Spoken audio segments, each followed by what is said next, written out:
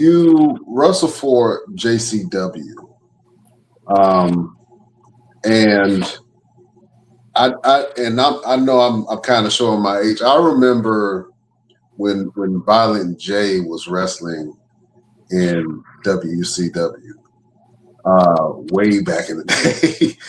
um, Yeah. and the fact that the whole wrestling scene and the music scene, I think they were kind of one of the first to kind of pioneer that, where you're mixing culture with professional wrestling. Uh, Right, for sure. I yeah, agree. Like, it's so cool that not only my bosses are, yeah, my boss is Violent J, but also from them coming from the music world, entering the wrestling world, having their career in the wrestling world, and then developing their own wrestling company. It's just like it's so cool to be a part of it. absolutely. Now I have to ask you a question. Can you explain to me what a juggalo or a juggalette is? Can you explain to me what that is? Family. I can see that. Yeah. Really good people. Like, are you guys familiar with ICP and the community? Well, you know I am. I'm Yep. definitely am. So then you explain. So ICP and the whole Juggalo thing is like she said, it's a family. Yeah. It's a bunch of what people thought were degenerates who just found their own way, pretty much. You know what I'm saying? They Right. just found their own way. They made their own path, and they created a culture where everyone was like accepted in some kind of way. You didn't have to be some type of cookie cutter looking bodied wrestler. You didn't have to do a Yeah. certain style of wrestling. Like you just went in there and just did whatever fit the mold of what the crowd was interested into. You know what I'm saying? It kind of opened up the doors for any and everybody to like wrestling who didn't just watch WWE or WCW or the ones who watch like New Japan. Like this opened up a lot of eyes and avenues for different people to say, you know what, I don't have to wrestle this kind of way. I don't have to look this kind of way. I don't have to wear this kind of wrestling gear. I can go out there and still have fun and still entertain the masses. So that to me is Yeah. what the juggalos and the juggalettes and ICP is all about. For Like this sure. podcast. Yeah, like this Yeah. podcast. My boss, Violent J, I feel like he is, like if you guys know of him, like he has his own Cinderella story. Like we all have our own unique stories, and his is for real one to be inspired by. So for him to have this community with the music, let alone the wrestling, and it really is like a don't judge a book by its cover. And it's really this odd moment if we go back into the spirituality and the goofiness of it. My Cinderella story. I'm really this misfit, this poor creature that's been rejected, and who helped Cinderella, get to the ball. It was all the unlikely creatures. It was the unlikely characters that helped her. Like, and I feel like that's my Juggalo family. It's like, how odd is it that they found me, and now they're getting me ready for the ball. I don't know. You know what I'm saying? Like they truly are my family and a blessing. And I prayed for this. I prayed so hard to be a part of JCW, and God has answered. I worked, and also mind you, I worked so hard for these moments.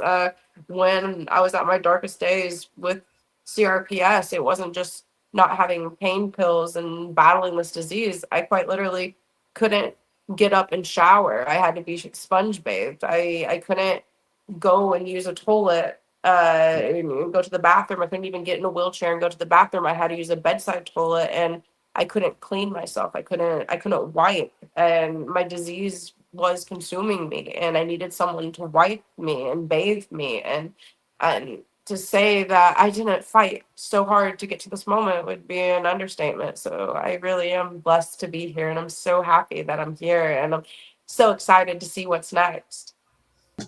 There was this term that was used um, that I've never heard before, and so you have taken on this moniker as of late, as the quote unquote ring rat, right? I've never heard this term before, and for everyone who doesn't know what a ring rat is, Roosevelt, can you explain to the best of your knowledge what a ring rat is? The user term for it is like when a fan or someone of the female origin, most times males too, would always follow behind wrestlers and they would sleep with the wrestlers. So they didn't just stay with one person; they would always just bounce around to different guys. So it was like more like a prostitute without getting paid for it in the wrestling business. What a ring rat was.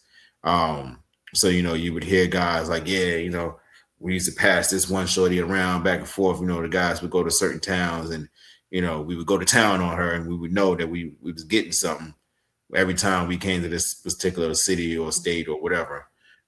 So originally that's what the ring rat terminology came from.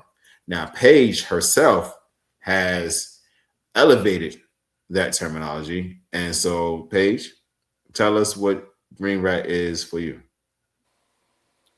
So you're correct and also incorrect. So the history in wrestling, I mean, I've been in wrestling for over 15 years, like I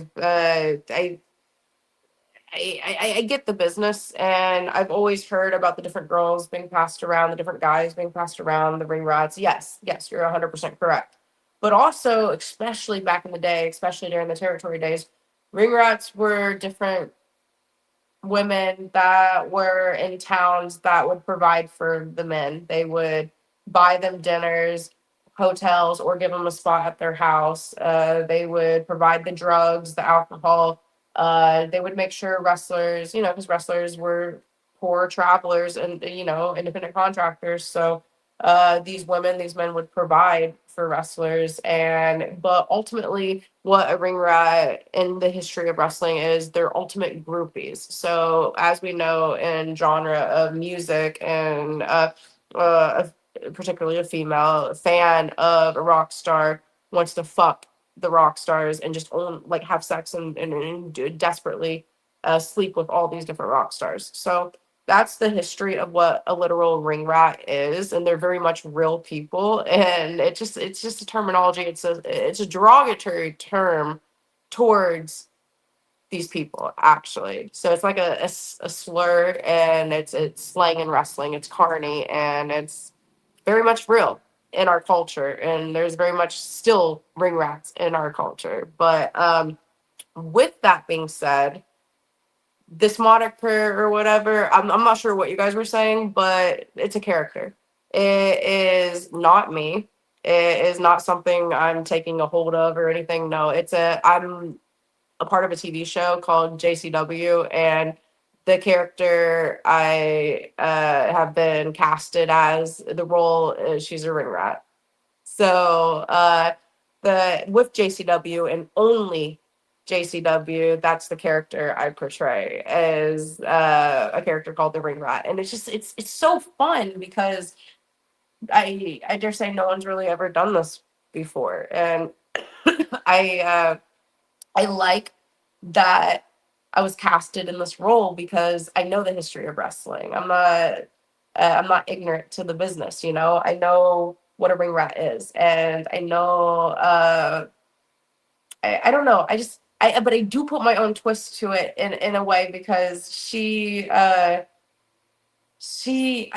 don't want to say Harley Quinn, but I want see outside of JCW, I portrayed the Black Dahlia, and in the Black Dahlia, she was the first female to, I'm the first female to wield a chainsaw in wrestling, like in 2016, so like I have the Black Dahlia gimmick that I always portrayed, but now I organically, with my CRPS story, with my truth, and with my shoot life, I've organically just taken my shoot name Paige Collet, and that's just kind of like organically who I've become. And now Chainsaw Queen and Black Dahlia are just my nicknames, but I'm just known as Paige.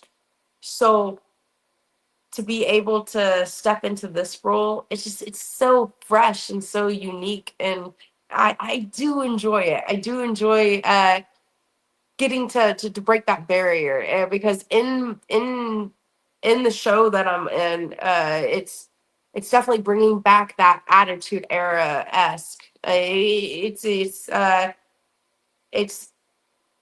not necessarily family friendly. If you guys watch the show, I think you know what I'm trying to say.